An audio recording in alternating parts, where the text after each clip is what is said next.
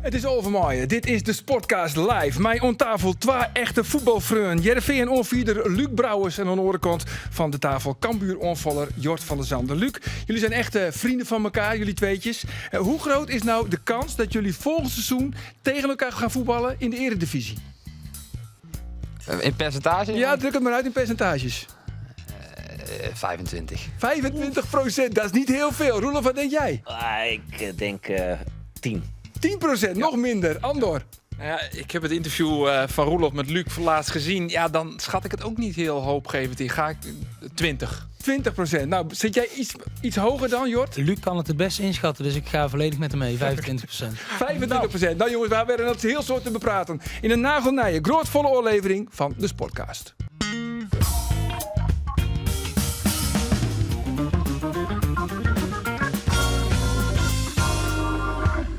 Cambuur is weer veilig vooromkwam van een week lang Ibiza en van Heerenveen wie een kwartier te kwart om een comeback te maken. De ploeg van Robin Veldman verleert met 2-0 van NAC Breda. Mijn naam is Arjen de Boer en dit is de Sportcast van Omroep Friesland.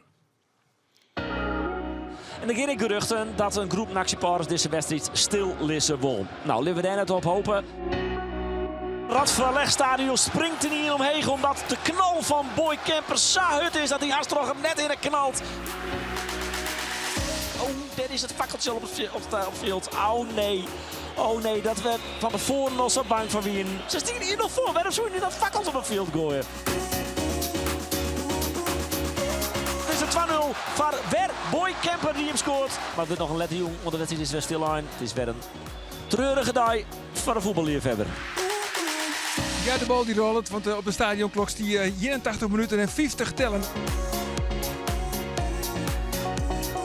En in die laatste 15 minuten is er helemaal niks meer verloren. Heerenveen verliest mij 2-0 van de degradant NAC Breda.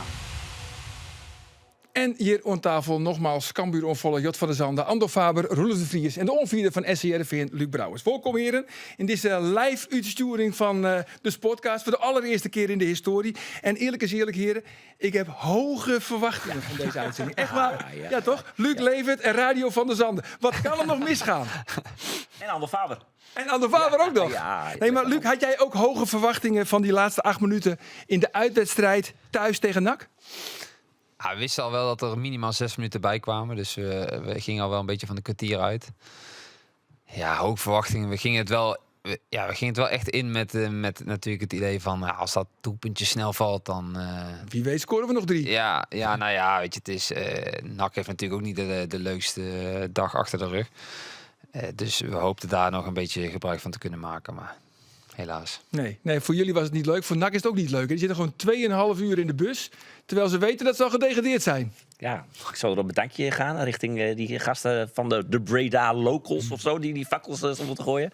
Ja, lekker dan. Nee, voor je natuurlijk dubbel zagrijnig van gedegradeerd. En dan moet je ook nog weer 5 uur in de auto zitten. Nou, ja. Tot 6 uur denk ik. En dan nog ESPN. Die zijn contractueel verplicht om daar live verslag van te doen met 6 camera's.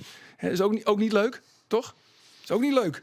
Nee, Kom ik vanochtend om 9 uur met de regiewagen voor het Abelense stadion. Ze had hem ook net zo goed niet kunnen uitzenden. Ja. Dan werk ik voor je geld, hè? Ja, zo Ja. is het. Nou, en voor ons was het eigenlijk ook niet makkelijk, jongens. Want gisteravond ik kreeg allemaal appjes. Ja, Gaat het goed met jou, Arjen? Want jij zat er flink doorheen. Ja. Nou ja, we hadden alles natuurlijk ruim van tevoren geregeld. Hè. Jort en Luxe zouden komen, 2:30. Ja. Maandagmiddag hadden we allemaal geregeld. Ja, en dan hebben we een paar van die fakkelgooiers. Moet alles weer omgegooid worden. Nou ja, jij zit met oppas en jij had eigenlijk helemaal geen zin. Nou, dat is alles weer geregeld. Maar nu, jongens, we zitten gewoon allemaal... Jij zei van, dat past me toch echt niet naar die wedstrijd. Na een wedstrijd, dan zit ik niet in de studio. Voelt zich ook niet helemaal lekker, dus ik moest daar ook wel... dat is serieus. Ja? Dan moest ik, Maar goed, ik heb nog overwogen om Robin Veldman te bellen. Zo van, nou ja, misschien kan je het regelen en dan Luc eraf halen. En dat we dan toch 2:30. Maar ja, dat ging ook allemaal niet door. Maar goed, het is allemaal gelukt, jongens. Allemaal 7:30 voor de eerste keer live aan tafel hier in de Sportcast. Zo. En er wordt niks uitgeknipt, Roelof. Hou daar rekening mee. En jij zat gisteren nog met de selectie van Cambuur Nooit wat eruit. op Ibiza. Ja, dat klopt. Ja. Ja, ben je een beetje fit? Ik ben fitter dan verwacht. Nou, als Brabander heb je natuurlijk die carnaval-ervaring. En nou ja, dan... Jij weet het wel te raken, wil je eigenlijk zeggen. Ja, uiteindelijk viel dit reuze mee. Dus, Je bent Kia Visser 2.0. Nou, nee, dat absoluut niet. Oh, ja, Nee, absoluut niet. Nee, dan doet hij nog een beter duitje in het zakje. Denk ik. Maar hij heeft nu rustig aangedaan, toch? Want ja, hij moest vandaag bij Emmen aan de slag. Ja, zeker. Ja, maar daar hield hij ook wel oprecht rekening mee. Ja, ik kan het bijna niet zeggen zonder te lachen, maar het is wel zo. Hij is natuurlijk wel... Kijk, hij wist ook die laatste dag... Ja, dan moet je niet zorgen dat je om 4:30 zwalkend het hotel binnenkomt. En En de laatste dag wel? ik was al lang thuis, dus dat kan me niet zien. Maar ja, hij moet natuurlijk wel zorgen dat hij nou even zijn kans gaat pakken. Ja, en goed. Jij komt dus van Ibiza. Jij hebt vanmiddag nog gevoetbald. Wie is eigenlijk het meest vermoeid hier aan deze tafel? Ik hoop hij. Ja, ik denk Luc wel. Ja. Jij denkt, Luc? Goed, jongens. We gaan eerst naar de stellingen. En jullie weten hoe het werkt, hè? Gewoon als jullie als vaste luisteraars eigenlijk, hè? Gewoon van de podcast. Zo kort mogelijk antwoord geven. En dan kunnen we er altijd later weer op terugkomen. En de eerste is voor Luc. Dat supporters de baas zijn in Nederland irriteert mij mateloos. Jawel. Jawel, iets genuanceerder. Maar ja. Goed, Jort, ik ga liever met mijn voetbalvrienden naar Ibiza dan met mijn eigen vrouw. Ja. Ja, goed zo. Roelof, de beste oplossing na het vuurwerk gooien van de NAC-supporters was een reglementaire 3-0 overwinning voor Heerenveen. 100%. Ja, natuurlijk. Beetje vragen naar de bekende weg. Andor, ik maak me zorgen over Cambuur voor volgend seizoen. Nee. Goed, Jort, ondanks dat ik geen eredivisie-ervaring heb, ben ik volgend jaar gewoon weer de eerste spits van Cambuur. Ik hoop het. Ja of nee, hè? Ja of nee? Ja toch? Ja, Zelfvertrouwen. Kom nou. tuurlijk. Roelof, jongens, geen paniek. Heerenveen wint gewoon van Ajax. Tuurlijk. Door 2 goals van Luc. Tuurlijk. Dat kan ik moeilijk nee zeggen. Goed zo, de laatste is van Andor. Dat Cambuur afscheid neemt van Mark Diemers is een grote blunder. Ja. Ja, en de laatste is dan voor Luc. 9 minuten voetballen tegen NAC op mijn vrije dag. Dat voelt als strafwerk. Nee. Nee? Hoe ziet de voorbereiding er eigenlijk uit? Als je, 9 en in dit geval dus een kwartiertje moet voetballen tegen NAC. Nou ja, want daar werk ik niet aan mee. Maar de trainers, de staf, die maakt natuurlijk een plan op basis van die 9 minuten. Dus daar word je op voorbereid. Chaos creëren, hè? Ja, het was advies? veel voorzetten vanaf de zijkant, veel lange ballen. Jongens als Willemsen, Noorders, de Vente voorin. En daarin hopen dat dat balletje in die 8-9 minuten toch een keer goed valt. En daar eigenlijk heel kort over hebben. Want zo heel veel tijd heb je ook niet gehad. Hoe laat waren jullie gisteren überhaupt terug? 11:15 waren wij in Heerenveen. En vanochtend om 11:00 moest je je weer melden, 12? Ja, zoiets. Ja. Toen stond de bus van ESPN er al, hè? Ja, 9:00 vanochtend heb ik Ja, gehoord. zeker, zeker. Maar goed, Roelof, jij staat natuurlijk in het Radverlegstadion. Jij doet commentaar bij die wedstrijd. Ja. En dan wordt er voor de tweede keer komt er vuurwerk op het veld. Had je toen al gelijk zoiets van, oh jee, daar gaan we? Nou, niet per se, omdat het aantal keer dat er zijn geen regels voor. Hè? Dus het is niet zo van, nu naar de derde, tweede, vierde keer dat er fakkels op het veld gooien, dan moeten die wedstrijd staken. Volgens mij wel. toch? Jawel, zijn wel eens Ja, voor. volgens mij is het de tweede keer officieel staken. Volgens Alleen mij ook. als ze de gooier niet Ja. pakken. Ja, je hebt als ze daar hem wel pakken, regels voor. dan wordt die soort van... Maar als, er zijn wel Bij Cambuur weten ze dat toch, Jort? Ja, maar daar hebben ze volgens mij nog nooit iemand gepakt die een pakken gehoord heeft. Maar het hangt er wel vanaf wat een burgemeester inderdaad ook Nou ja, wil. daar En- wilde ik naartoe. En dat ging natuurlijk na de tijd ook veranderen om het feit dat die wedstrijd meteen na de wedstrijd nog weer uitgespeeld zou gaan worden. En daar heeft de burgemeester, Paul de Pla van Breda echt gezegd, dat doen we niet. Nee, maar dan En zouden jullie in dat verbaasde me geval wel zouden jullie blijven in Breda, daar overnachten misschien? Toch? Ja, daar waren wij op het wachten na de wedstrijd. Van, Daarom duurt het zo lang. Ja, wat gaan we nou doen? Want spelen we morgen dan... we hadden een daghotel, dus dan werd dat gewoon een overnachting daar. Ja, en... Nou, het idee was dat jullie hebben geluncht in Gorinchem, volgens mij. Gorinchem. Daar is het in de buurt. Geen idee. En die zouden dan...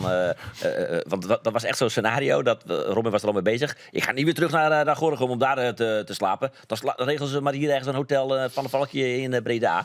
Maar dat was het eerste scenario. Hè. Dat was natuurlijk na die wedstrijd ook absurd. Er liepen allemaal mensen rond in die catacomben van het stadion. En Ferry de Haan en Remco Overzier, de directeur van NAC Breda. Die zag je ook constant met elkaar overleggen. Dan gingen ze in een hoekje staan. Net achter een bord van ESPN. Zodat ze dan niet helemaal goed in beeld waren. Maar, En de burgemeester was er ook bij? Nee, Of die zat gewoon thuis? Dat is het misschien nog wel het meest lullige van alles. Die was dus heel erg anders. Terwijl je van tevoren wist dat er een risico was, een groot risico. Dan kun je dan nog zeggen, nou ja, een burgemeester kan misschien een keertje niet. Maar hij heeft ook niet een vervanger of een local burgemeester gestuurd. Dus je weet van tevoren dat die wedstrijd een heel groot risico is. Dat sprake is van onveiligheid. Ze hadden het volgens mij min of meer zelf aangekondigd, de supporters. Ja, ze hadden gezegd ook 1912, 19e minuut en 12 seconden. Dat is dan het oprichtingsjaar van NAC Breda. Dat ging al rond. Daar waren jullie volgens mij van tevoren ook over ingelicht dat het zou kunnen dat het in die minuut. Ik weet zelfs dat de scheidsrechter nog van tevoren met Robin Veldman heeft gepraat van, ja, denk erom dat als jullie scoren, dat je dan niet te veel in de buurt komt van de tribune. Nou, Robin zei, ja, dat ga ik mijn spelers echt niet vertellen. Hij wilde allereerst hij wilde een speech doen bij ons in de kleedkamer. Om dat te melden. Ja. Ja, toen heeft de trainer terecht gezegd van, ja, nee, dat gaan we niet doen. Nee. Je gaat niet bij ons een speech doen in de kleedkamer. En heeft hij dat tegen mij gezegd. En toen heb ik hier en daar een beetje laten vallen van, oké, jongens, let een beetje op als we juichen, dat we dat niet gaan provoceren. Nou, dat hebben we inderdaad ook niet gedaan. Bedankt nog daarvoor. Ja. We hebben gewoon heel erg meegedacht met de situatie. Maar jij ergert je er wel aan, hè? Dat supporters de macht hebben. Als de tussenstand er niet aanstaat, dan gooien ze gewoon weer op het veld. En dan wordt het gestaakt. Waarom ik zei ja wel, is om het woordje mateloos is dat ik irriteer me er niet mateloos aan. Het is niet Je dat irriteert je. Ik vind het is wel vermoeiend, ja, denk ik. Omdat je gewoon het ziet aankomen. Zeker gisteren, je ziet het aankomen. Het wordt aangekondigd. Het is zo voorspelbaar dat je denkt van ja, hier mag je wel wat aan doen, zeg maar, als club zijnde. Misschien extra handhaving, weet ik wat. 100%. En dat is wel vermoeiend, dat je het gewoon ziet gebeuren. En ik zei in de eerste instantie, zei ik ook al tegen de scheidsrechter van, geef dit niet te veel aandacht, want hoe langer wij binnen zitten, hoe langer we moeten wachten, zeg maar, hoe groter het verschil wordt met andere wedstrijden. Ja, en dan hebben ze het helemaal in hun eigen hand, want dan zien ze dadelijk dat ze gedegradeerd zijn, wat Excelsior voor een Volendam gelijk speelt. Ja. En dan kunnen ze het weer opnieuw gaan verzieken. Als je dat zo min mogelijk houdt, dan hebben ze iets minder in eigen hand, zeg maar. Ja. Je zou kunnen zeggen, laat die fakkeltjes even uitbranden, hup en door. Ja, Blijf op het veld staan. dat was mijn voorstel. Van oké, en blijf op dat veld staan inderdaad. Ja. Want als je naar binnen gaat, geef je ook alweer zo'n signaal af van... ik vind dat je ze dan iets te veel aandacht geeft.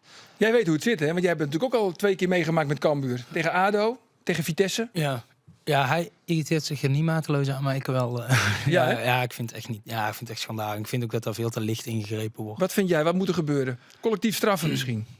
Ja, het ironische volgens mij was het tegen Vitesse. Nou, je ziet allemaal dat soort leuzen zie je dus op spandoeken in dat uitvak hangen. Volgens mij nog een vlag van de KNVB met een kruisje doorheen. En ja, KNVB, maffia en wij zijn tegen collectief straffen. Kijk, daar komt het op neer. En dat vind ik helemaal prima. En dat is misschien ook niet de manier van straffen. Maar op het moment dat je dan collectief ook niet de verantwoording neemt om ervoor te zorgen dat dit soort dingen niet gebeuren. Ja, dan denk ik dat je de laatste bent die daar iets van mag zeggen. Ja, ze moeten die clubs veel harder aanpakken.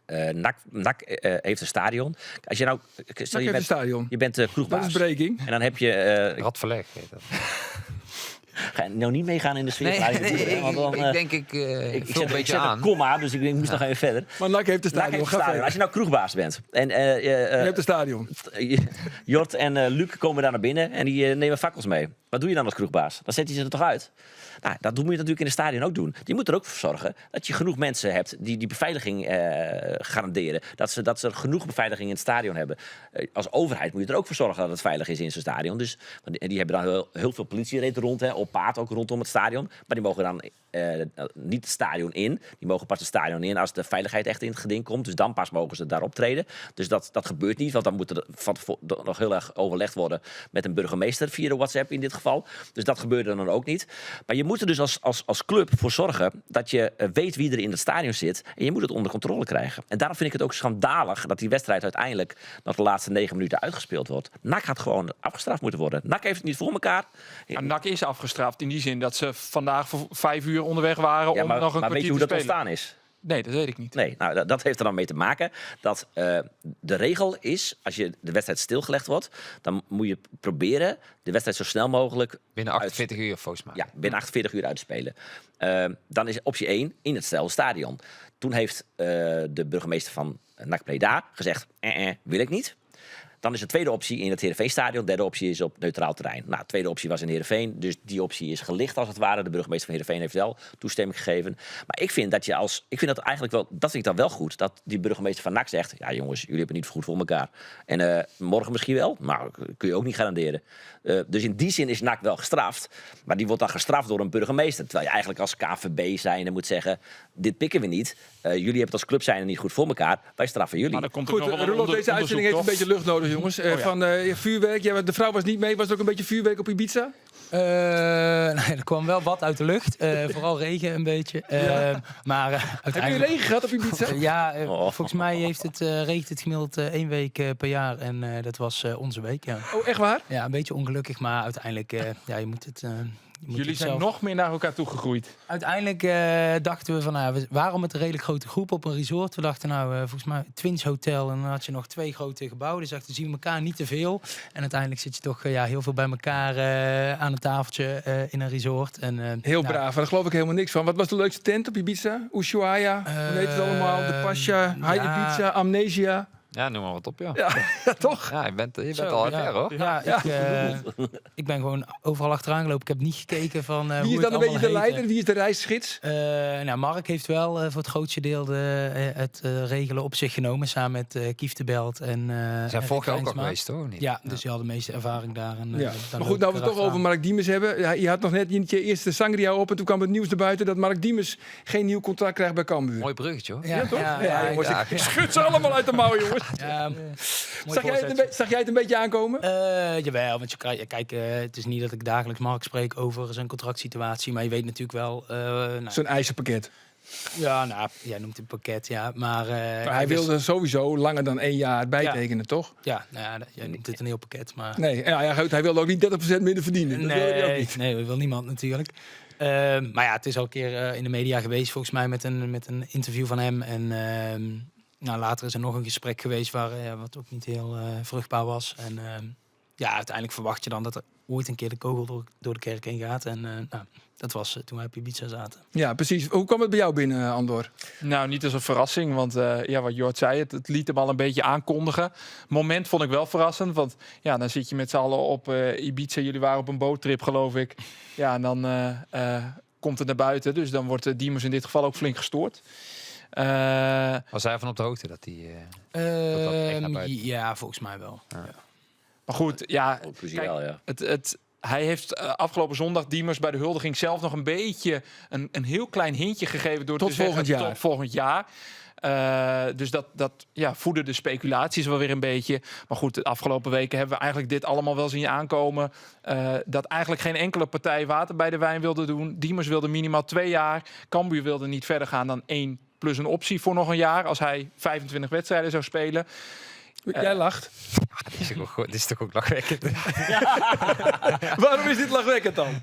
Dan ben je gewoon een hele belangrijke speler voor een club. En aanvoerder en met een best wel flink verleden volgens mij bij de club. 10 goals, 14 assists. Ja, en dan moet je dankbaar zijn dat ze 1 plus 1 geven met 30% minder salaris. Ja, dat is toch lachwekkend, hè niet? Ja, Maar ze willen spelers boven de 30 geen salaris of geen contract geven van meer dan een jaar. Ja, maar je hebt... Oké, dat doe snap even- ik, maar je ik hebt wil even altijd... Lamboy nu, hè? Nee, ja, maar dat is goed van je. Alleen je hebt ook altijd onderscheid tussen... spelers die echt wel een bepaald verleden hebben, bepaalde betekenis hebben bij een club, of gewoon een 30-plusser. En je mag soms wel uitzonderingen maken, denk ik, voor bepaalde spelers die wel wat betekend hebben voor een club. Nou, ik denk dat Mark daar wel onder valt. Ja, nou ja, ik denk ook van, want ik snap misschien dat je een bepaalde filosofie hebt als technisch manager, dat je zegt van, nou, ik wil niet, hij is te duur. Dat zou kunnen, hè? Hij is te duur. Maar wees dan gewoon fair, wees dan gewoon eerlijk en bied hem niet geef hem geen aanbieding waarvan je zeker van tevoren al weet van, hier gaat hij toch niet mee akkoord. Nou, dan wordt het respectloos op een gegeven moment. Ja. Ik denk dat dat niet lekker valt. Nee. Dat je echt een aanbieding gaat doen wat gewoon, waarvan je eigenlijk zelf ook al weet, dit is het niet. En die reactie ga je ook krijgen van kampteamers, om maar even zo te noemen. Ja, dan weet je dat gaat gewoon niet lekker vallen. En dan dat is het begin van het eind vaak. Ja, is het een respectloze aanbieding geweest van Lars Lamboy van Cambuur richting Diemers? Nee, die staat volledig in zijn recht om aan te bieden wat hij wil. Als ik Lamboy was geweest, had ik het anders aangepakt. Want ja, volgens mij is Diemers afgelopen jaar genoeg van waarde geweest. Kan hij dat ook in de eredivisie? Ik denk het wel. Hoe had hij daar moeten pakken dan? Kijk, 1 plus 1 of 2, dat is toch een vrij klein verschil. lijkt mij. Ik zou gewoon zeggen, begraaf de egootjes. Ga met elkaar zitten en trek de deur pas open als je eruit bent. Ja. Want als Jort, je jij bijt op je onderlip. Vind je het lastig om hier wat over te zeggen? Nou ja, kijk, natuurlijk is het lastig. Kijk, Cambuur is natuurlijk uiteraard gewoon mijn werkgever. En Mark is gewoon een hele goede collega van mij geweest. Dus kijk, ik zit daar dan een beetje middenin. Alleen ja, ik vind het wel een speler die zoveel voor ons betekend heeft. Maar ook buiten het veld onze absolute leider is geweest, denk ik ook. Ik denk dat het ook wel heel belangrijk is om zulke soort spelers vast proberen te houden. Alleen, kijk, ik Niet alleen op het veld, ook op Ibiza. Ja, nou ja, dat heeft hij ook een grote rol gespeeld voor ons. Dat willen we niet meer missen. Maar uiteindelijk denk ik wel, ik weet niet precies hoe de club het ziet. En ik weet niet precies de visie van de club hierin. En dus die zullen ook geen bodemloze put hebben qua budget. En die moeten daar ook naar kijken. Ja, het lijkt een geldkwestie te zijn. Ja, maar 1 + 1 of 2 inderdaad, dat is natuurlijk niet zo'n heel groot gat. En vooral, ik hoorde dat er dan 25 wedstrijden mee gemoeid waren. Je kan er bijna van uitgaan dat Mark, als je kijkt hoe hij met zijn fysiek bezig is en dat hij nog hartstikke fit is, die gaat die 25 wedstrijden heus wel halen in de Eredivisie. En dan kom je praktisch natuurlijk ook op 2 uit. En daar zit natuurlijk wel een klein verschil in. Alleen, ja, ik weet verder de ins en outs niet. Nee. Er is trouwens ook goed nieuws, jongens. Want er is een nieuwe speler bij Cambuur. Ja, er is een nieuwe speler. De eerste. Ja. Hoe heet hij ook alweer? Altobelli, Ravanelli, Rasti Rostelli? Ik zoek het voor de zekerheid op. Want jij zei vanmiddag ook een Costarelli. Maar het is Costarelli. Costarelli. Morgan Costarelli. Prachtige voetbalnaam, toch? Morgan Costarelli. Ja, Mooie naam- mix. Je hebt de naam nog niet gehoord volgens mij, als ik die zo... Nee, maar het is ook niet Dat is ook constant niet dat gek. ik Omroep Friesland aan het vernieuwen ben. Echt inderdaad. niet? Nee, Bob ja. Jort. Alleen- Maar wat voor speler is het? Linksback. Linksback, oké. Nou, een linksback met Costarelli. Dat is 21 jaar. Komt van heel Lille. de wereld ligt te slapen, denk ik. Ja. Hij is in januari al rondgeleid in het Kooistadion. Ik was daar toen... omdat er een wedstrijd afgelast werd. En toevallig zag ik toen dat Ruben de Jong, de hoofdscout, een speler aan het rondleiden was in het Engels. En jij wist dat dat Costarelli was. Ik wist toen nog niet Ja, dat dat het zag je Costarelli was. Alleen, ik denk wel even kijken. Hij was niet heel lang. Donker haar, buitenlands. Ja, dan kun je gaan zoeken. Speld in Hooiberg. Ik heb het niet voor elkaar weten te krijgen. Maar vandaag dus wel boven water. Het wordt waarschijnlijk morgen bekend dat de club het officieel bekend maakt. Tekent voor 3 jaar, +1. Hij is Hij wel, Ja, hij wel. Ja, maar hij is 21. Hij is dus geen ja. 30, nee. Hij is geen 30. En komen er nog meer spelers? Ja, het Lamboy is druk met Gelukkig. in ieder geval een linker centrale verdediger. Met een aanvallende middenvelder. En ik heb slecht nieuws, Jort. Hij is bezig met 2 spitsen. Zo. Oeh. Maar, zo zei Lamboy vanmiddag aan de telefoon, die kunnen ook rondom de spits spelen. Want ik zei, ja, jullie hebben van kan mezelf ook. van mezelf nodig. Ja. Maar nee, dus hij is volop bezig. Ik zei ook nog, ja, die Costarelli betekent dat Galvez dan niet terugkomt. Die werd natuurlijk gehuurd van Manchester City. En die kans is inderdaad heel klein.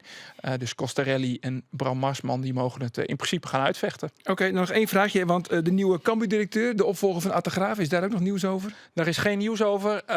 Erik van der Waard, voorzitter van de Raad van Commissarissen, die liet weten dat ze in gesprek zijn met een aantal kandidaten. Die lijst is ondertussen wel flink ingekort. Nog geen witte rook. Wel zei hij erbij, want onder de Cambuur-fans circuleerde de naam van Hans Nijland afgelopen week ineens. Dat die niet op de lijst staat. Dus door die naam kan een streep. Oké, nou dit was het serieuze gedeelte even. Dat Nee, belletje. mooi. Goed, toch? Ze hebben even bijgepraat over Cambuur. Het haakt al Toch? af. Ja. Het haakt Ja, al af. haakt af. Ja. Nou goed, jullie zijn nog vrienden, hè? Zijn jullie al lang vrienden eigenlijk? Ja, kijk, Hoe ja. is die vriendschap ontstaan? Ik denk in eerste instantie heb ik met zijn broer in het team gezeten. Die vond je eigenlijk veel leuker. Koen, ja, veel.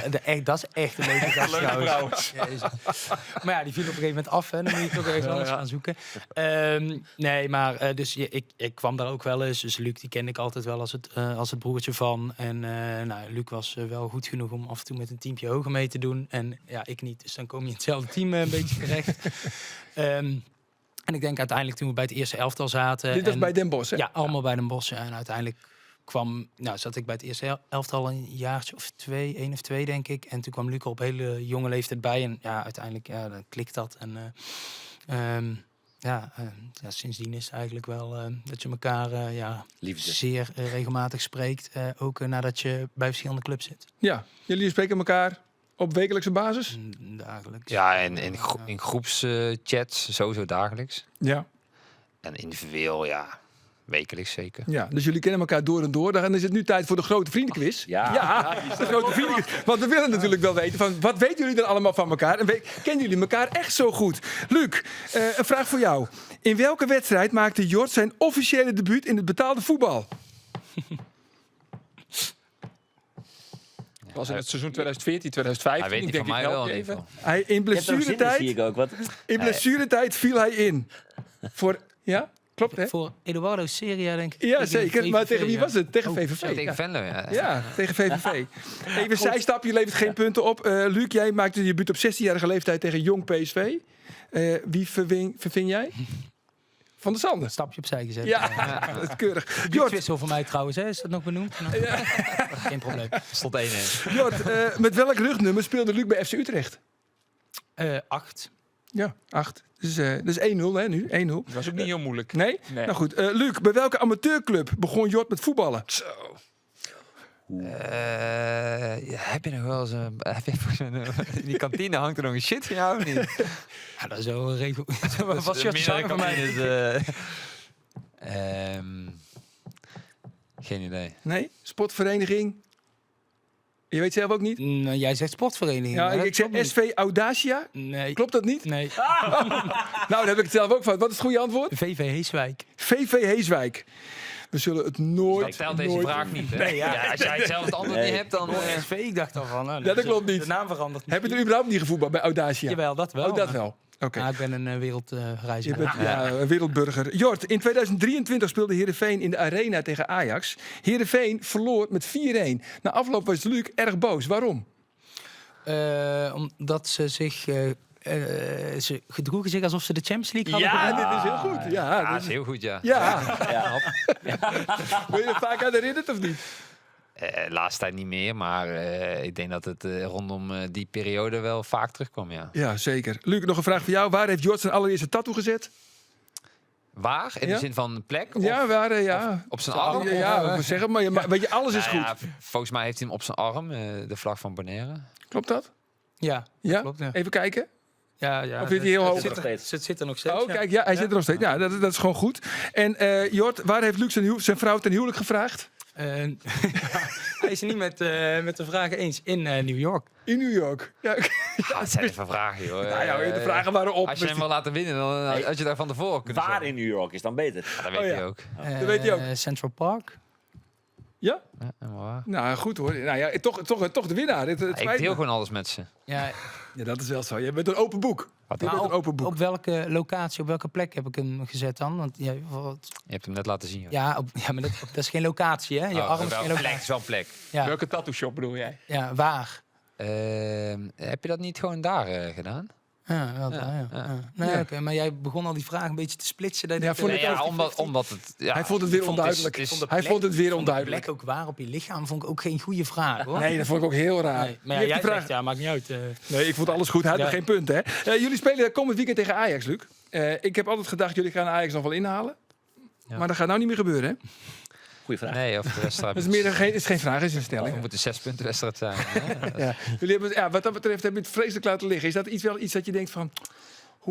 Hoe hebben we zo dom kunnen zijn? het is niet de keuze of zo. Het is niet dat je van tevoren denkt van we gaan hem laten liggen. Maar achteraf gezien is het wel een pijnlijke nederlaag. Ja. Ik denk dat we waren over AZ heen gegaan. Want die spelen gelijk in de Kuip. We hadden op 2 punten afstand gestaan van Ajax. En misschien nog wat allerbelangrijkste hadden we die plek, of die thuiswedstrijd in de play-offs wel redelijk iets meer in eigen hand kunnen hebben dan nu in ieder geval. Ja, want dat heb je nou helemaal niet meer in eigen hand, hè? Nee. Je Het, moet het nu wordt winnen. tegen FC Utrecht en dan moet je maar kijken. Het wordt sowieso Utrecht, toch? Ja. Ja. En dat wordt of een thuis- of een uitwedstrijd, maar je hebt het niet meer in eigen hand. Ook al win je van Ajax. Nee, want het is Utrechts... Fortuna. zit dat, ja. En Heerenveen moet dan winnen van Ajax. Ja. En Utrecht van hopen dat ze verliezen tegen Fortuna, die al uitgespeeld. Dus die kans is ook niet Een zo gelijkspel groot. kan ook. Ja. Gewoon, hè, Ja. natuurlijk. Ja. Maar goed, hoe kijk je naar het afgelopen seizoen, Luc? Want je begon natuurlijk als aanvoerder. Daarna heb je een aantal wedstrijden op de bank gezeten. Vanmiddag Eindig als aanvoerder. en je ook weer, ook weer geëindigd als aanvoerder. Vandaag ook weer gewoon weer de volle bak gespeeld, 15 Twee keer minuten. op rij, hè? Twee keer op rij in de aanvoerder. basis. Laatst plaats, hè. 5 goals, 4 assists, als ik het goed heb. Ja, als je een beetje in mijn voordeel zijn er 6. 6. Ja. Oh, je rekent die goal bij Heracles mee? Die werd afgekeurd of niet? Nee. Sommige zeg je dat, platformen, sites, die hanteren een veroorzaakte penalty ook als assist. Oh, echt? Joh, echt waar? Oh, Ja, ja? er zitten wel verschillen hoor. Oh, ja. Zo'n schot op goal wat dan volgens mij tegen wordt gehouden door de Ja. keeper. Oh, En een rebound erin, dat tellen ze soms ook als Ik denk dat Mark Diemers die ook mee rekent. Denk je niet? Jawel, In een zijn schot op onderhandeling paal, wel. volgens mij heeft hij- De onderhandelingen, ja. Ja. Maar goed, hoe kijk je terug? Want ja, je hebt natuurlijk nog een toetje komt nog. Maar Ja. hoe zou je het omschrijven, je afgelopen seizoen? Ja, gewoon een vervelend seizoen. Vervelend seizoen. Jawel. Ja. Kan je iets specifieker zijn waarom dat dan is? Nou, ik heb nooit echt helemaal het gevoel gehad dat ik gebruikt werd zoals ik denk dat ik het beste gebruikt moet of kan worden. Ja, en dat knaagde vanaf het begin af aan al. Dat voelde ik. Ik voelde dat er op een bepaalde manier over mij gedacht werd waar ik zelf anders over dacht. Wat was die manier? Hoe werd er over jou gedacht? Waar Ja, zij jij- zagen mij meer als een aanvallende middenveld, dus meer als een 10. Ja, denk aan de positie van Ringo, in principe waar ik ook heel lang heb gestaan. En ik zie mezelf meer als een box-to-box. Een pendelaar, gewoon van voor naar achter. Ja, zeker. En ja, dat knaagde aan mij, omdat ik niet echt die rol kreeg die ik wel graag zou willen hebben. Heb je dan ook, ga je dat gesprek over aan met de trainer? Ja, zeker. Die gesprekken zijn gevoerd. En daarin werd dus ook duidelijk dat er anders werd gedacht. En dat is in het begin heel erg vervelend. En dan denk je ook wel een beetje van, kloten, zeg maar. Ja. Op een gegeven moment denk ik... Verwoordt hij toch weer keurig, hè? Ja, Jan. Ja, ik mag niet te veel schelden, heb ik laatst te horen gekregen. Dus het is Oh ja, eigenlijk van wie? Van thuis? Ja, van thuis. Ja. Dus vervelend. Naar. Maar ja, het is gewoon... en daardoor heb ik nooit het gevoel gekregen dat ik echt, zeg maar, kon doen waar ik denk dat ik heel goed in ben. En me op die manier kon laten zien. En ja, dat is in het begin is dat vooral positiegericht. En daarna werd het gewoon omdat ik niet meer speelde. De fase waarin ik nu zit. En dan is dat frustrerend. Ja, en is dat dan ook de reden waarom je aan het begin van het programma zei van de kans dat wij straks tegen elkaar gaan voetballen in de Eredivisie schat ik op dit moment op 25%? Nou, ik denk dat er ook nog wel Barcelona misschien in de rij staat voor Jort. Dat zou zomaar kunnen. Ze wordt heel erg naar mij gekeken. Maar, Ja. Misschien weet hij wel meer. Ja, dat jij naar Barcelona gaat. Ja. Nee, Dat zijn maar wel jij, vrienden, jullie weten. Ja, en hij weet veel. hij weet veel. Hij weet veel. Jij weet niet zoveel van hem. Nee, maar je hebt natuurlijk wel eens aangegeven in een interview dat jij wel toe bent aan een buitenlands avontuur. Nee, ja, zeker. En daar ben ik heel open over geweest, denk ik. En ik denk ook, wat ik ook heb gezegd, is dat ik denk dat Heerenveen een ontwikkelingsclub is. Een club die ook wel talentvolle jongens wil opleiden om vervolgens later te verkopen. Nou, ik heb nu 3 seizoenen hier gezeten. Dat gaat dan mijn 4e seizoen. Dus ik denk op een gegeven moment misschien ook goed is om gewoon door te selecteren. Nou, dat was in het begin was dat meer op basis van gewoon leeftijd. En nu is het ook op basis van perspectief, denk ik. Dus daarom schat ik dat er redelijk laag in. Omdat ik denk van ik heb nog 1 jaar contract. Ik ben 28 jaar. Als er een moment is om nog iets aan mij te verdienen, is dat dit jaar. Ja, maar nou denk je vooral aan de club. Maar als je nou aan jezelf denkt, ben je ook wel toe aan eens een keer een nieuw avontuur. Je hebt de Eredivisie misschien al gezien. Ja, ik heb geen zin om een jaar op de bank te zitten. Dus dan wil je sowieso iets anders. Maar een binnenlandse transfer kan natuurlijk ook. Het kan zeker. Heeft niet mijn voorkeur. Nee. Heeft niet je voorkeur. Nee. Je wil gewoon het liefst gewoon lekker naar het buitenland. Jort heeft het in Schotland meegemaakt. Ja. Ik zou zo'n avontuur heel mooi vinden. Niet zozeer Schotland, maar gewoon in het Daar regent avontuur. het net zo vaak als op Ibiza. Ja, maar ook dat klinkt altijd mooi. Iedereen denkt de buitenlandse avontuur is aan het strand in Spanje. En 's ochtends om 10 uur trainen en de rest van de dag niks doen. Maar nee, ik ambieer een buitenlandse avontuur. En dan Maar echt een avontuur à la Johnny Jansen en Ronnie Pander op Bali bij wijze van? Of wel nog Europa? Nou, ik hoop nog wel iets sportiever te kijken, ja, zeker. Maar mij lijkt zijn MLS heel erg mooi. Amerika. Precies. En dat Of soort- Engeland misschien. Ja, dat Geen is MLS. niet MLS. Nee, dat snap ik. Nee. Nee. Dat snap ik dat dat niet Amerika is. Maar dat is misschien ook nog een optie. Nee, ja, precies. Ja, nee, dat soort dingen. Maar je kunt ook in avontuur denken om echt buiten Europa te gaan. Als de andere kant, Azië. Dat soort dingen inderdaad. Dat zou ik wel voor openstaan. Maar dan moet het plaatje wel echt kloppen, zeg maar. Ja, het financiële plaatje. Hebben we het dan Nee. Ook de omgeving waar je woont, de veiligheid. Krijg je een 2-jarig contract of 1+1? Ja, om maar wat te noemen. 1+1 zou ik niet doen. over? Nee, nee, hou op. Respectloos. Dat is echt... Maar jij hebt natuurlijk wel het buitenlandse avontuur gehad bij Dundee. Is dat ook iets waar je wel met plezier op terugkijkt? Nee, zeker. Ik denk dat het echt een verrijking voor je leven is. En dan is Dundee nog niet echt een avontuur. Avontuur natuurlijk de Schotse competitie en het Schotse leven. Maar kijk, qua taal en zo, dan mijn Engels was redelijk goed. Maar ik denk als je dan een mooie carrière hebt gehad en als voetballer, nou ja, er zijn weinig beroepen waar je zo makkelijk eigenlijk de grens over kan, zonder eigenlijk heel veel aanpassingsvermogen. Dan denk ik, als je dat als voetballer aan het einde van je carrière niet gedaan hebt, dat je wel iets gemist hebt. Dus je zou het Luc ook aanraden? Ik zou het hem zeker aanraden, ja. Ja, ook de MLS of liever naar Engeland? Ja. Nee, ja, maar kijk, Amerika, dat is ook weer een heel ander land. En ik denk dat je daar dingen mee gaat maken wat je in Nederland eigenlijk nooit gaat vinden. Maar dat is in Engeland ook. En ik denk, natuurlijk moet er een soort van sportief plaatje ook wel mooi zijn. En er zijn schitterende competities in Europa. En ik denk dat het een heel goed moment is op deze leeftijd. En hij is er ook wel klaar voor, denk ik. Ja, nog even over jou persoonlijk. Want je hebt het de vorige keer dat je hier zat in de podcast, toen zei jij ook van volmondig, ik ben absoluut de eerste nummer 9 van Cambuur. Ja, Nou, uiteindelijk... jullie hebben wel een beetje zitten Ja, porren, maar... oké. Uiteindelijk kwam dit eruit, toch? Ja. Uiteindelijk moest dit er wel uitkomen. Ja, dat moest eruit zeker. komen. Ja. Nou goed, tweede seizoenshelft is het ook gelukt, toch? Er is eigenlijk denk ik een hele korte periode waar ze een beetje aan het roleren waren voorin. En uiteindelijk is er wel voor mij gekozen. Ja, 9 goals uiteindelijk nog. Ja. 2 assists. Is dat iets waar je tevreden over kan zijn? Uiteindelijk promoveer je en het is niet belangrijk wie er scoort, maar uiteindelijk wil je... Je doet het voor wel het die team. dubbele cijfers halen. Ja. Lul niet. Maar het is wel, kijk, als spits wil je scoren. En ik ben nooit de spits geweest. Dat heb ik ook volgens mij ook niet vorige keer gezegd. Dat ik een 25+ goals spits ben. Maar kijk, je wil zoveel mogelijk scoren. En ik denk dat ik wel baal dat ik er geen 12 gemaakt heb. Zo. Dat vind ik altijd wel een beetje het minimale. Minimaal 12. Minimaal 12. Kijk, Was je speelt zo. topscorer geweest van Cambuur? Ja, dus bij Cambuur is het heel mooi verdeeld. Ja. Ik denk dat dat ook wel de kracht van ons is geweest. Maar je speelt ongeveer 36 wedstrijden en dan 1 op 3 hoop je dan een beetje om nog redelijke statistieken te hebben als spits. Dus Ja, dus Maar jij je hebt had minimaal 12. En... Je had natuurlijk wat meer tijd nodig om echt fit te raken. ja, zeker. Je hebt al wat wedstrijden gemist en nog een keer op de bank terechtgekomen. Ook door eerst wat fysieke klachten en later, omdat het best wel goed liep daarna nog.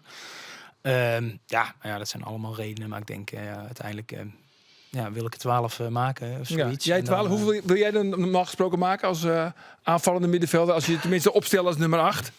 Ja, tussen de 5 en 10. Vind ik. Tussen de 5 en 10. Ja. Oké, dat was bij Go Ahead Eagles. Is dat toen gelukt? Ja, Heerenveen ook. Ja, vorig jaar 10? Of tussen de 5 en de 10? Ja, vorig jaar zat ik op 6. Ja, dat is tussen de... Of dat is het jaar daarvoor zat ik op 6 trouwens. Oké. Het eerste jaar dan heb ik hier nog een weddenschap gewonnen. Heeft hij nog bij Ja, Oranje Koek? Fortuna heeft hij nog na de wedstrijd nog lekkers gekocht voor me. Zo, was het ook lekker?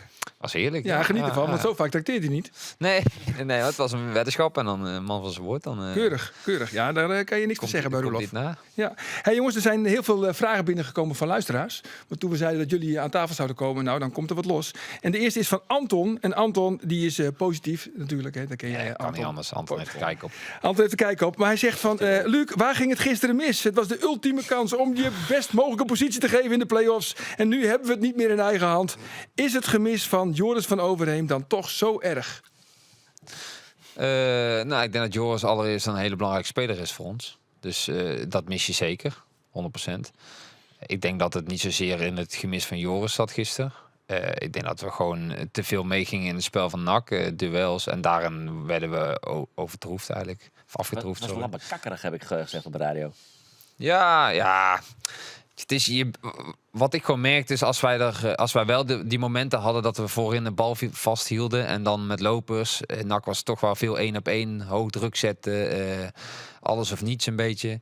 Dan kwamen we er doorheen en dan werden we ook wel een aantal keren een beetje gevaarlijk. Alleen dat gebeurde te weinig. Dus er waren niet heel veel. Kwam dat pas een beetje, toch? Ja, eerste helft hadden we 1-2 momentjes. Ik denk dat we goed begonnen. Het schoot ik volgens mij nog. Die werd geblokkeerd. Ja. Daarna had ik een voorzet op Ringo die net werd weggekopt, zeg maar. Tweede helft dan hadden we dat ook een aantal momenten nog. Ja, ik denk dat we daar te weinig gebruik van maakten. Goed zo. Denk je dat Anton tevreden is? Over mijn antwoord? Ja? Ja, 100%.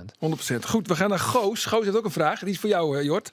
Jort, hoe verklaar jij het instorten van Cambuur na het behalen van de promotie? Nou ja, ik denk dat er best wel wat redenen zijn natuurlijk. Begin eens bij de belangrijkste. Nou, ik denk dat er een stukje prestatiedruk wel een beetje wegvalt. We hebben natuurlijk een enorm zware fysieke periode gehad. Omdat we volgens mij 9 keer een wedstrijd afgelast. Wij begonnen in maart volgens mij in het tweede seizoen zelf. Ja. Dus dan weet je, ja, we hebben... Toen de madeliefjes tevoorschijn kwamen, toen is het niet voetballen. Ja, we hebben op de krokussen gevoetbald, ja. Maar kijk, ik denk dat het fysiek natuurlijk redelijk belangrijk is. We hebben eigenlijk alles uit een hele zware periode hebben we bizar goede resultaten gehaald eigenlijk. Terwijl iedereen eigenlijk wel zei van dit zou een valkuil voor ons kunnen zijn. Daar hebben we heel goed opgepakt. En dan merk je wel dat op een gegeven moment het pijpje wel een beetje leeg was. En we merkten ook wel dat het ook in die periode waar het heel zwaar was een beetje leeg begon te raken. En dan weet je wel dat we waren echt naar de finishlijn aan het kijken van oké, daar moet het gebeuren. En zo snel mogelijk willen we er zijn, want je merkt dat iedereen op zijn tenen aan het lopen is. Uiteindelijk denk ik dat er een periode van contracten verlengd, niet verlengd. Dat speelt ook een rol. Nou ja, er zijn in één keer wat spelers die weten dat ze volgend seizoen niet meer voor Cambuur spelen. Nou ja, dat is natuurlijk, valt er ook wel weer druk weg of er komt druk bij. Henk die aangeeft dat het zijn laatste kunstje als oefenmeester zou zijn. Ja, en dan nog het gedoe met Edwin de Graaf, toch? De assistent, die was een toezegging gedaan dat hij eventueel de opvolger zou worden van Henk de Jong. Ja, dat is natuurlijk wel, denk ik, wat later geweest dan het moment van het zogenoemde instorten. Dus ik denk dat dat niet zoveel invloed meer op ons heeft gehad. Maar ja, er was in ieder geval heel veel reuring binnen de club. En dat is nooit goed voor de resultaten, denk ik. Nee. Ik vond die vraag van Anton goed, maar deze vraag van Goos ook goede vraag. goed. Ja, en ook weer een deskundig antwoord. Goed, dan gaan we nu naar Hans. Ja, Hoog niveau wel. Hans. Hoog niveau, Hans. Ja, Hans is een vraag voor Luc. Luc, we hebben net gehoord dat jij Heerenveen gaat verlaten. En hij vraagt, wat ga je... Zit je gewoon te twitteren gewoon in die aflevering? Gewoon live, hè? Ja, we zijn live, hè, trouwens. Ja, geen domme dingen zeggen nu, hè, jongens. Wat ga je het meeste missen en wat ga je het minst missen? Is dat een serieuze vraag niet? Dit is van Hans, die wil hij graag weten. Alles rondom de club ga ik missen. Natuurlijk, dat is tactisch sterk. Alles. Nee, maar dat meen ik echt. Want ik heb... ik ben nog niet weg, overigens. Hè. Het is echt, ik ben echt nog niet weg. Hè. Nee. Maar mocht ik weggaan, dan... Naar Amerika? Naar Amerika. Hier ook Metro Stars. Ja, bijvoorbeeld. Ja. Nee, maar dan wat je mist is, en ik denk dat Jort dat volledig beaamt, is de band die je creëert met mensen binnen de club. De materiaalman, de wasvrouwen, de koks, noem het allemaal maar op. Journalisten. Zeg maar. Iets minder. Maar dat soort mensen, zeg maar, die zijn, daar werk je elke dag mee. Op een bepaalde manier. Dat zijn zulke gouden mensen. Bij ons Katrines. Zo'n fantastische man, zeg maar. Ja, dat soort dingen ga je echt missen. En natuurlijk Die houdt sowieso op, hè? Ja, precies. Ja, Katrines. Ja, die Laat van de club. Nee, niet sarcastisch hier trouwens, hoor. dat is Echt ook, niet. echt niet. Wat die man doet op zijn leeftijd nog. En zonder te klagen ruimt hij alles op. Bijna tot asociaal gedrag van ons aan toe. Maar waarom stopt hij dan? Pensioen eigenlijk. Het is pensioen. op een gegeven moment klaar. Ja. Oké, en wat ga je nu het minst missen? Jullie. Kijk, dat is iets te snel. Jullie bedoel je? Jou. Een vraag van Roland. Roland, die is kort maar krachtig voor jou. Jort, blijf je bij Cambuur? Ja, in principe wel, ja. In We hoorden principe. iets over interesse van Barcelona, van een goede vriend van jou, die noemde dat. Ja, wel bijzonder wel vervelend eigenlijk dat we nou zo net naar Ibiza, nou ja, de afstanden waren kort, hè, dus we zijn even die kant op gevlogen, het regende toch. Dus daar is onderhandeling, ja. Ja. Maar je blijft gewoon. Maar je hebt nog een contract voor 1 jaar. Ik heb een contract voor 1 jaar en ik wil het wel eens zien in de Eredivisie. Ja, want dat wordt jouw debuut in de Eredivisie. Nogmaals, dat is er nog niet, hè, dat debuut, ja, dat gaat het wel worden. Ja. Dat gaat toch weer worden? Ja, helemaal. Als jij nu zegt wel van ik vooruit. blijf bij Cambuur. Hij moet nog wel spelen, dat bedoelt hij. Ja, oké. Ja, Maar ja, goed, er komen 2 spitsen bij. Maar ja, goed, die kunnen ook rondom de spits. Ja, er komen heel veel jongens rondom de spits. Daar gaan wij. Het wordt druk daar rondom de spits. Nee, ja, ik ben benieuwd. En ik heb dat altijd wel een beetje als... ik spreek het nooit zo uit, hoor. Die ambitie, Eredivisie, Keukenkampioen-divisie is ook fantastisch natuurlijk. Alleen, het is wel leuk om het hoogst haalbare in Nederland dan aangetikt te hebben. En ik denk vooral dat je later weet van waar ligt je lat of waar lag je lat. Hè? Niet dat je later terugkijkt van zou de Eredivisie zou daar haalbaar geweest zijn, had ik daar aangekund. Nou, we kunnen het vragen aan Luc. Wat denk je? Maar die weet het ook niet natuurlijk. Nou ja, maar die kan wel een inschatting maken. Want we hebben net gehoord in de grote vriendenquiz. Hij kent jou door en door. Ja. Ah, ik denk dat Jurt wel een hele onderschatte speler is. Zeker. Hij wordt heel snel weggezet als log en een beetje niet echt heel technisch of zo. Een beetje hard werken, altijd die termen, zeg maar. Maar ik denk als je met Jort het spelletje two-touch of footvolley of überhaupt hele simpele trucjes, ja, dat kan hij allemaal heel goed. Dus Maar toen zou hij kunnen winnen van Robert van Persie? Ja, dat denk ik oprecht. Echt waar? Ja. Ja, onze fysio kon het ook. Dus, Bolle Fysio van Erik, Robert ja. van Persie. Ja. Echt waar? Erik Ja. de Voorde. ja. Echt waar? Nou, dat wist ik helemaal niet. Maar dat is even een andere Is dat basiskennis? Sorry. andere kwestie. Maar ik denk dat hij het zeker wel aan kan. Alleen het is altijd wel heel lastig om in een ploeg te spelen. Wat misschien handhaving is altijd heel anders dan als je natuurlijk zoals bij Heerenveen en Utrecht wel wat meer de Maar helft van de Luc, tegenstander. Johan Plat komt. Dus er gaat aangevallen worden in Leeuwarden komend seizoen. Hoog druk zetten. Vol gas. Wie is Johan Plat? Dat is de nieuwe trainer van Cambuur. En die komt van Castellon. Assistent geweest En, van Schreuder. Assistent van Dick Heeft Schreuder hij toen in Spanje. overgenomen? Toen, Ja, hij heeft het overgenomen oké, ja. en wordt nu de nieuwe trainer van Cambuur. Nou ja, maak je borst maar nat. Nee, ja, Net als ik Ajax. hoop dat ze het hartstikke goed doen. Dat ze erin blijven. Want ik denk... Want het zal jou roesten, je zit toch in Amerika. Nee, maar de Friese derby is gewoon iets wat denk ik wel weer terug moet komen. En ik heb tot nu toe helaas niet mogen spelen. En dat is wel een gemis in mijn Heerenveen-tijd. Zou dat zeker. een reden Was je kunnen zijn geblesseerd om toen, toch nog te blijven? De Friese derby. Nee, ik zat er toen niet. Hè? Echt niet? Dat is toch 3 jaar geleden laatst? 23 was het laatst. Oh, dat is net een jaartje niet. Oké, Nee, sorry. ik heb helaas niet... Nee. Maar of het de reden zou zijn? Ja? Om Nee, toch te dat- blijven? Nee. Zou geen reden zijn. Nee. Kijk jij, is dat wel iets waar jij echt naar uitkijkt? De Friese derby? Of is het meer gewoon de Eredivisie als geheel? Ja, tuurlijk dat. Maar kijk, ik denk die hele ervaring in de Eredivisie, ja, dat vind ik groter, denk ik, dan één wedstrijd. Maar ik moet zeggen... Verkeerde antwoord. Ja, Joop, dat weet verkeerde ik. antwoord. Oh, maar Nee, ik joh. ben hier Nee. niet om mensen te pleasen. Nee. Maar ik denk iedereen die Cambuur supporter is, die heeft denk ik misschien al 100 keer tegen mij gezegd van, dat wordt ongelooflijk. En dus ja, ik laat het allemaal gebeuren. En ze zeggen wel allemaal, dus misschien is dat wel het goede antwoord, dat in Leeuwarden wordt het echt gekkenhuis dan. Ja. Dat hebben ze Het gezegd. is groter Oké. dan FC Dundee tegen Dundee United. Oh, is dat zo? Weet ik niet, hoor. Ben jij geweest dus? Dat denk ik wel, ja. Maar dat is ook wel, daar doen ze gewoon de stadions 50-50. Hè? Dus dat is niet uit Nee. thuis sporten. Nee, dat is echt... Hebben jullie überhaupt wel eens tegen elkaar gevoetbald? Zeker. Ja. Ja? Toen zat jij bij Eagles Eindhoven. Eagles Eindhoven. Den Bosch, FC Den Bosch Eindhoven. Eindhoven. Misschien wel. Net, Ik was de eerste wedstrijd geblesseerd, jij de tweede. Ja, Ja, dat weet ik nog. Oké. maar Ik weet Eagles dat gewoon. Eindhoven. Ja, jij weet het gewoon nog. Ja, Wat ja. had hij toen dan? ik Wat nog. had hij? Weet je nog met die scheidsrechter toen? Ja, Wat was er met de scheidsrechter? weer? Dit is even een binnenpreek. Ja, want dan moet je... met Nachtegaal. Ja. Ja, Je had Nachtegaal. Nachtegaal. Maar Nachtegaal heeft ook een broer die enorm veel op hem lijkt. Volgens mij zijn dat tweelingen. Zeg ik dat goed of niet? En hoe heet de hij Nachtegaal? Bas. En Mark. Zijn broer De heet scheids is Mark. Ja, zijn broer heet Bas. Bas, ja. Wij zeggen tegen elkaar, zullen we hem heel de wedstrijd Bas noemen? Dus we hebben hem heel de wedstrijd Bas genoemd.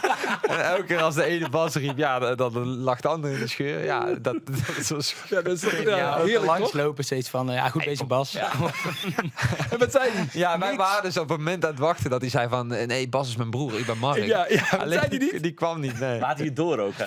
Ja, weet ik niet. Ja, Nee? weet ik niet. Ik kan me er niet voorstellen dat hij niet door. Nee. Nee.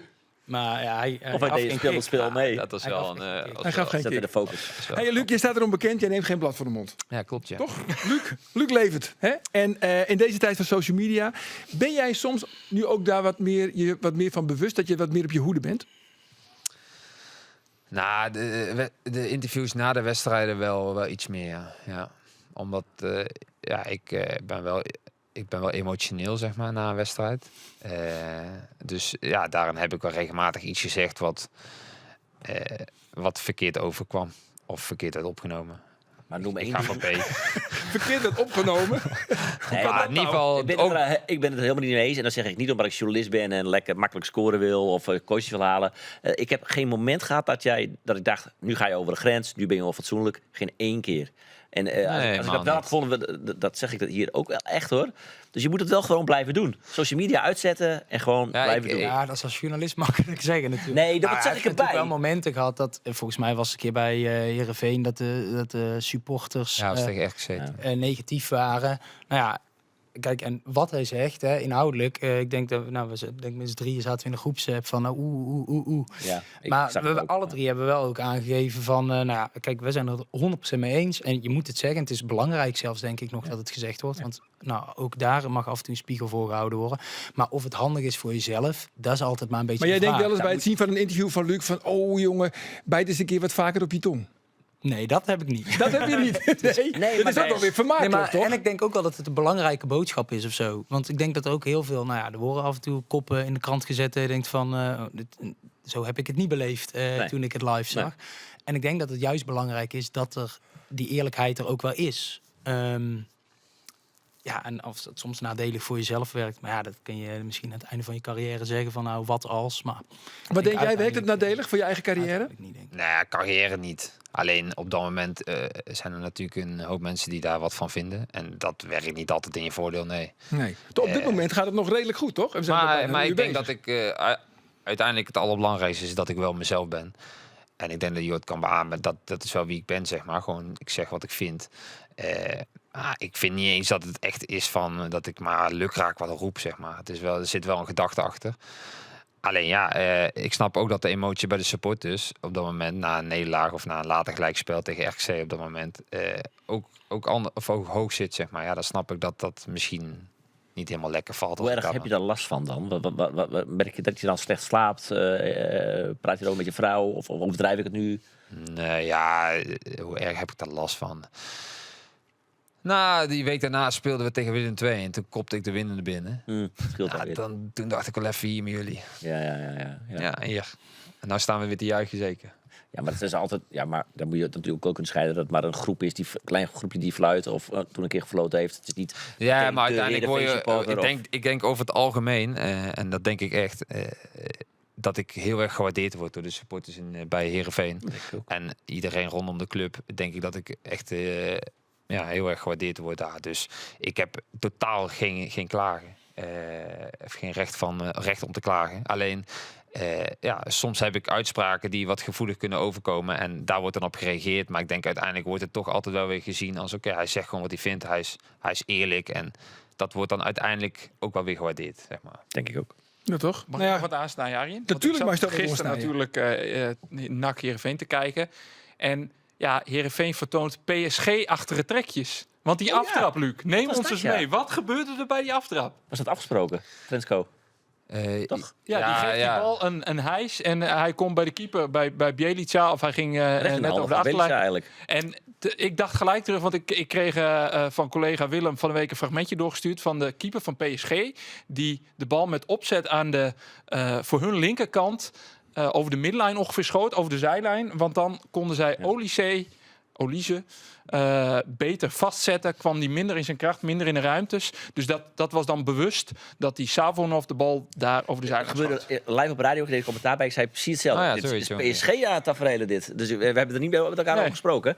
Dus leg maar uit. Waarom kopiëren jullie? bij de helft kwijt al. Toen zo, dit. ja, ik dus- ook. Ik snap hier helemaal niks van. Hou het kort, Nee? Luc. Hou het kort. Nee, ja, gewoon wel leuk. dat zegt iets over de uitvoering.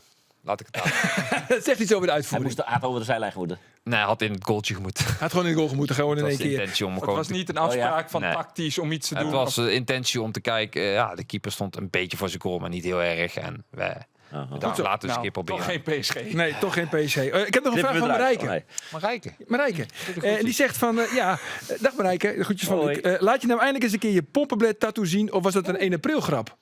Nee, is geen 1 april grap. Nee, Nee? Dat is gewoon een pompenblad op je kuit, toch? Ja, klopt, ja. Ja, die zit er nog steeds. Ja, is er niet... Wist ik ook trouwens, waar die Wist zat. je ook? Ja. Ja? Waar Links of heeft hij die rechts? gezet? Op zijn kuit. Dat weet ik niet. Hey, trouwens, want wanneer is die presentatie eigenlijk van die nieuwe trainer, Johan Plat?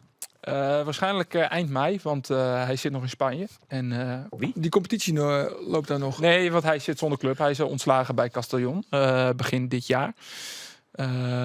Maar hij woonde daar natuurlijk, omdat hij bij Castellon werkte. Dus als hij straks naar Nederland komt, en dat zal waarschijnlijk eind mei zijn. Als het zelfs warmer wordt, ja. Ja, precies. Ik geef hem geen ongelijk. Dan zal hij ook gepresenteerd worden. Heel Ja. benieuwd. Ja. Ik ook. Jij ook, Jort? Heb je al met hem gesproken eigenlijk?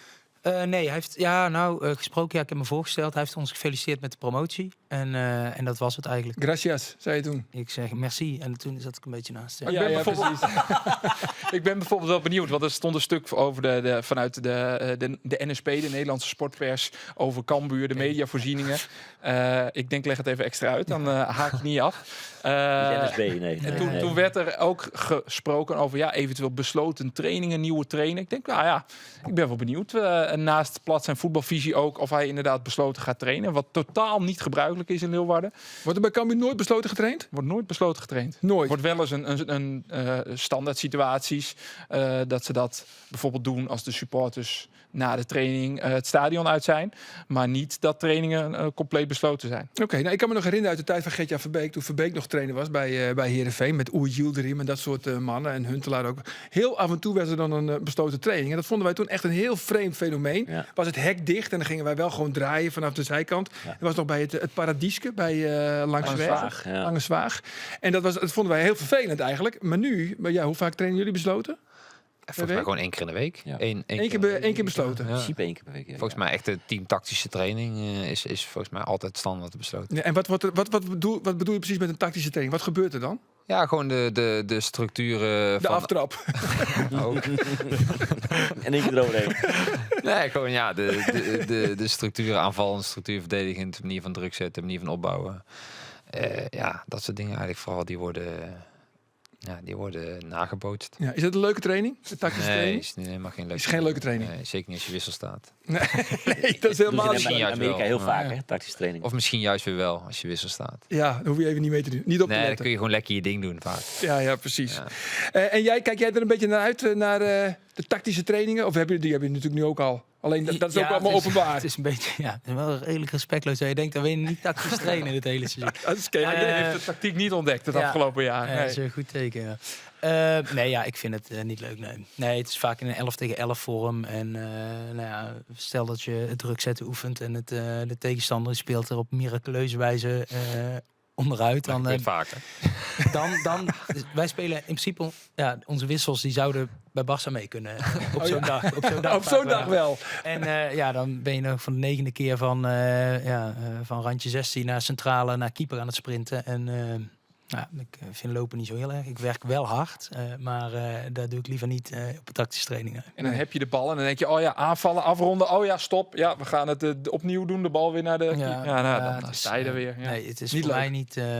wel weggelegd hoor, maar niet leuk, nee. Goed zo, jongens. We zijn eraan toe aan de overdenkingen. En je moet kiezen en we komen er niet op terug. En de eerste is voor Roelof.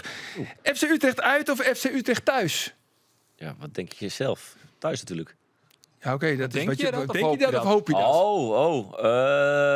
Nee, ik denk dat het wel Utrecht uit wordt. Ja, als ik daar tussen moet kiezen. Ja, Dus het is Utrecht uit. ja. Utrecht uit. Goed zo. Dan gaan we naar Luc. Nog een jaar eredivisie of een buitenlands avontuur? Ja, dat weten we eigenlijk al, hè? Toch? Ja, Zeg het nog maar even. Hardmondig kan het mooist boven dit artikel. Luc Brouwers, keer al volgt gedaan. buitenlands avontuur. Niet- Dat is geen nieuws. Oh nee, het is geen nieuws. Buitenlands avontuur? ja, maar het moet geen ding worden. Oké. Nee, het moet geen ding worden, jongens. En dan... Ik heb het enorm naar mijn zin bij Heerenveen. Kijk, Ja. punt. Dan gaan we naar Andor, Morgan, Costarelli of Rasti Rostelli. Nee, morgen Castorelli. Ja, weet je überhaupt wie Rasti Rostelli is? Ik wel, ja. Nee. Nee? Nooit van Nee. gehoord? Rasti Rostelli? Legend waarschijnlijk. Ja, dat is een legend. Ja. Roelof? Wel echt een boemenverschil. Ja, maar wat deed hij Ja, eigenlijk? dat was een hypnotiseur. Was Ja. dat. Met, hij kwam volgens mij van Spelletje. Aruba. Kwam hij niet van Aruba? Dat had ik geweten. Een beetje Jomanda-figuur. Ja, met dat hele zwarte haar. En dan ging hij Ja, ook weet je allemaal, wel, liet ja. hij je slapen. Liet hij allemaal gekke dingen doen. En dan, Blijf bij Heerenveen. ja, Dan blijf en dan zei hij, Heerenveen. ik blijf bij Heerenveen. Ja. Nou, Heerenveen is een geweldige club. ik blijf. De opa's Goed. hebben verteld. Ja, dat zal een boemendingetje zijn. En de laatste is dan voor Jort. Ibiza of Camping Terpstra? Camping Terpstra ken je? Nee. Nee? Nee, ja, ik ben nog niet bekend met de hotspot lokale op de camping. Schelling. Hotspot op de Schelling. Oh, nee. Het weer is om het even, dus... ja, doe maar Ibiza. Ibiza, toch wel hè? Nou jongens, we zitten er alweer op. Nee, volgende week zijn we er weer. Vond je het leuk? Fantastisch. Geen domme dingen gezegd hè? Toch? Nee, maar nee. Maar dit was de laatste keer dan, Luc, denk ik, dat je bij ons zat. Normaal gesproken. Nee, zeker niet. Nee, zeker niet. Maar kunnen we je dan wel gewoon nog een keer bellen als gast in de podcast? Gewoon, Jullie kunnen me altijd we bellen. hebben wel tijdverschil dan hè? In Amerika wel, ja. In de Engelse MLS niet, hè? Dat is De weer Engelse echt, MLS is misschien een uurtje tijdverschil, maar daar kunnen we wel op Dat aanpassen. gaan we dan een keer doen toch? Ja, geen probleem, maar de kans is ook gewoon nog aanwezig dat ik hier gewoon nog als Heerenveen speler zitten. Eén ding is ook heel belangrijk. Het moet geen dingetje worden. Nee, ja, weet je, het is, ik ben gewoon speler van Heerenveen. Ik ben de aanvoerder van Heerenveen. En het is niet lekker als er wordt gesuggereerd dat de aanvoerder heel graag weg wilt. Dat is niet lekker. Hartstikke goed. Duidelijk. Jongens, Goed mag ik jullie dank uitgelegd, zeggen? Want we moeten echt afronden. Want het uur zit erop in deze live-uitzending van de Sportcast. Had ik het al gezegd? We zijn live. Jort, hartstikke bedankt. Luc, heel erg bedankt. Roelof en Andor. Ik zou zeggen, graag ont Nijwieken. Dan is er weer een nagel Sportcast. Ondan dag.